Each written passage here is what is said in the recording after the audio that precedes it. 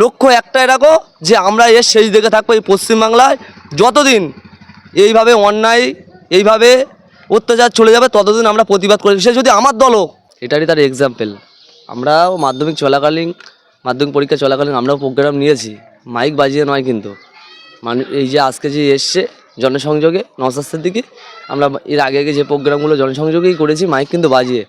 মাধ্যমিক পরীক্ষা বলে আমরা কিন্তু মাইক না বাজিয়ে মানুষের এরা দাঁড়িয়ে এসে মুখে আমরা এরকম প্রোগ্রাম নামাচ্ছি।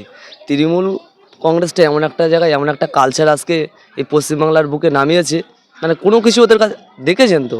যখন শিক্ষা যে পরীক্ষা হচ্ছে, পরীক্ষা দিয়ে যাদের মেন্টালি ভালো থাকবে, যাদের নলেজ ভালো থাকবে, তারা একদিন চাকরি পাবে। সেই চাকরির জায়গায় দেখতে পাচ্ছেন না যে কীভাবে চুরি হচ্ছে। আজকে পশ্চিমবাংলায় চাকরি বলতে কিছুই নেই। সিপিএমের সময় আমরা দেখেছিলাম তবুও 2% চাকরি ছিল। এই তৃণমূল কংগ্রেস আসার পরে কোনো চাকরি বাকরি কিছুই নেই। ওরা জানে ওরা যে প্রোগ্রামটা করছে আজকে এই মাধ্যমিক পরীক্ষা চলাকালীন, ওরা জানে তো যে পরীক্ষা দেওয়ার পরে ভালো রেজাল্ট করার পরে ওপর ক্লাসে উঠবে, সেখান থেকে একটা চাকরি বাকরির ব্যাপার থাকে। তা সেই চাকরিগুলো তো আমার সরকার দিচ্ছে না। তা ফালতু পরীক্ষায় যে পরীক্ষাটা দিচ্ছে ওই পরীক্ষার মানে কোনো মানেই হয় না ওদের কাছে। ব্যাপারটা হলো এই যে পরীক্ষার কোনো মানে হয় না। আমার সরকার তো চাকরি দেয় না। চাকরি যারা পয়সা দিয়ে ঘুষ দিয়ে যারা মানে দিতে পারবে তাদেরকে চাকরি দিচ্ছে। ওই কারণে এসব প্রোগ্রামগুলো না আছে। আর আমাদের ভাঙড় থানার যে প্রশাসন তথা পশ্চিমবাংলার যেসব প্রশাসন এমনভাবে শাসক দলের গোলামি করছে, এমনভাবে চাটছে ধারণার বাইরে। আগামী দিন এর প্রতি উত্তর ভাঙড়বাসী তথা পশ্চিমবাংলা লোক দেবে। বেশ কয়েকদিন আগে যেভাবে আপনাকে একটা মারার পরিকল্পনা বা চক্রান্ত হয়েছিল, এই বিষয়ে আমরা ভাঙড় বিধানসভার বিধায়ক নওশাদ সিদ্দিকীর সঙ্গে কথা বললাম।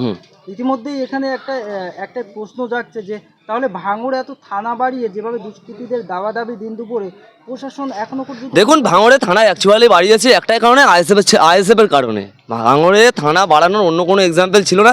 কারণটা ছিল এই যে থানা বাড়ালে কি হবে, তৃণমূল কংগ্রেস এই ভাঙড়ে তথা পশ্চিমবাংলায় আজকের পুলিশের জোরে টিকে আছে। না পুলিশ না থাকলে পশ্চিমবাংলা তথা ভাঙড়ে পুলিশ যদি না থাকতো, তৃণমূল আজকে হাওয়া। তৃণমূল বলে নামটা এই পশ্চিমবাংলা তথা ভাঙড়ে তৃণমূল বলবে এরকম ব্যক্তি পাওয়া যেত না ভাঙড়ের বুকে। থানা বাড়িয়েছে একটাই কারণে, জানেন আমাদের আইএসএফের ছেলেদেরকে যেভাবে মিথ্যাভাবে কেই দেওয়া হয়, যেভাবে ফাঁসানোর চেষ্টা করায়, সেই কারণে থানাগুলো বাড়িয়েছে অ্যাকচুয়ালি। অন্য কোনো ব্যাপার না। যে অশান্তি যে আগে শুনেছি বোমা গুলির, যে আমাদের ভাঙড়ে যে শওকত মোল্লা বাইরে থেকে যে লোকজন এনে জীবনতলা থেকে, আপনারা নিশ্চয়ই দেখেছেন যে গাড়িগুলো জীবনতলা থেকে এসেছিলো, সেই গাড়িতে জীবনতলা টু ঘটকপুকুর লেখা ছিল, আপনারা দেখেছিলেন নিশ্চয়ই। সেসব গাড়িগুলো বাইরে থেকে লোক বোঝাই করে এনে আমাদের 3 ব্যক্তি ছেলেকে সেদিন মহিদুদ্দিন ভাইকে শহীদ করেছিল ওই শওকত মোল্লার দুষ্কৃতীরা এখানে এসে। তার কারণে কিন্তু মমতা ব্যানার্জি ভাবলো যে এই ভাঙড় এমন একটা জায়গা হয়ে গেছে, এই দুটো থানা রাখলে, কাশীপুর থানা ভাঙড় থানা রাখলে হবে না, কেএলসি থানা রাখলে হবে না, আরও থানাতে বাড়াতে হবে। কারণ হলো এই আইএসএফের ছেলেদেরকে কোনো দিক দিয়ে দমাতে পারছে না, কেস কাছারি কোনো দিক দিয়ে। লাস্ট পর্যন্ত কী করলো, ভাঙড়ে 10-9টা ফের থানা বাড়িয়ে দিল। থানা বাড়িয়ে কোনো কাজ হবে না। থানা বাড়িয়ে কাজ হবে যদি ওপরে যিনি আমাদের মানে পুলিশ মন্ত্রী আছে মমতা ব্যানার্জি যদি ঠিকঠাক চলে তাহলে থানার পুলিশ ঠিকঠাক চলবে। যদি আমি দেখাচ্ছি আমি একটা মন্ত্রিত্ব নিয়ে আছি, পুলিশ মন্ত্রিত্ব নিয়ে আছি, আমি পুলিশকে যেভাবে পরিচালনা করবো সেইভাবেই তারা চলবে। কিন্তু গাইডলাইনটা এই ভাঙড় থানা তথা পশ্চিমবাংলার পুলিশদেরকে আজকে মানে কি বলবো, একটা সিভিক ভলেন্টিয়ার, তারা মনে করে আইপিএস অফিসার। আমাদের ভাঙড়ের ক্ষেত্রে বলছি, তথা আজকে পশ্চিমবাংলায় এরকম একটা পরিস্থিতি জায়গায় পৌঁছে গিয়েছে। ব্যাপারটা হলো এই, থানা বাড়ালেও এই ভাঙড়ে মানে কোনো রকম যে চেঞ্জ এই জিনিসটা কিন্তু আসবে না। আপনাকে মারার হুমকি দলীয়ভাবে কোনো পদক্ষেপ নিয়েছেন? দলীয়ভাবে পদক্ষেপ আমি থানাতে গিয়ে যে ব্যক্তি আমার উপরে বললো তার জন্য আমি গিয়ে থানায় গিয়ে তার উপরে আমি লিখিতভাবে কমপ্লেন দিয়ে এসেছি। তা থানা বললো একটু আমাদেরকে টাইম দিতে হবে, আমরা যাচাই করছি ব্যাপারটা কী দাঁড়ায়। এই পর্যন্ত এখন থানায় আছে। নওশাদ ভাইয়ের সঙ্গে কথা হলো, নওশাদ ভাই বললো তোমার এদিকে যতটা করার করো, যদি এর পরে নোটিশ যা করেছো বড়োবাবুর মেল দিয়ে রাখো। আমি প্রথম গিয়েছিলাম থানায়, রিসিভ নিতে চাইনি, তারপরে অনেকভাবে রিসিভ একটা আমাকে দিয়েছে। নওশাদ সিদ্দিকী বললো যে ওটা নিয়ে রাখো, নেক্সট টাইম নিয়ে হাইকোর্টে কথা হবে। এই যে এত ঝুঁকির পরে তবু আইএসএফ দল করছেন, কোথাও কি ভয় লাগে না যদি আপনার জীবনটাই চলে যায় আইএসএফ দল করার কারণে? আমার মঈনুদ্দিন ভাই তো চলে গেছে, গণনাথদিনকে আমার আরও 3টে ভাই চলে গেছে এই আইএসএফ পার্টির কারণে। একটা কথা বলে রাখি, এই নিঃশ্বাসটা বন্ধ হলে শেষ। বেঁচে যতদিন আছি, একটা এক্সাম্পল কথা বলি, আজকে মুসলমান থেকে শুরু করে মুসলমান, হিন্দু, আদিবাসী, জৈন, খ্রিস্টান সবাইকে নিয়ে যদি কেউ কথা বলে সেটা বলে ভাঙড়ের বিধায়ক নওশাদ সিদ্দিকী।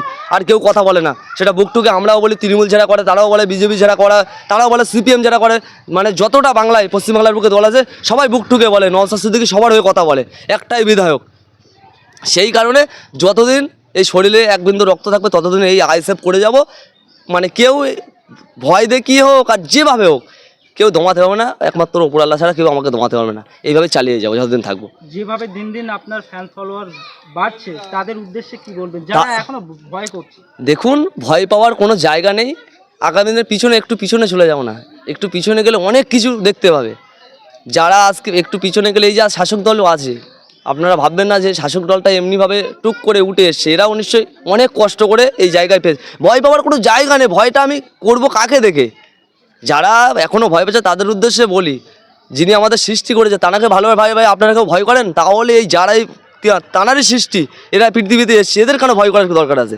ভয় পাওয়ার একদম দরকার নেই। আপনার উদ্দেশ্য একটাই রাখো, লক্ষ্য একটাই রাখো যে আমরা এর শেষ দিকে থাকবো এই পশ্চিমবাংলায়। যতদিন এইভাবে অন্যায়, এইভাবে অত্যাচার চলে যাবে ততদিন আমরা প্রতিবাদ করি। সে যদি আমার দলও ভবিষ্যতে যদি আমার দলও যদি ক্ষমতায় এসে যদি কোনো অন্যায় কাজ করে, আমার দলের পরবর্তী জায়গায় থেকে এইভাবে আমরা লড়াই জারি থেকে থাকবো। অন্যায়ের কাছে কোনো দিন মাথা নত করিনি, করবো না। যদি আমার দলও কোনো দিন অন্যায় করে আমি এই দলের বিরুদ্ধে আমি প্রচার করব বা আমি এই দলের বিরুদ্ধে আমি লড়াই করব, এতটুকুই। বেশ, আপনার নাম? রাহুল মোল্লা।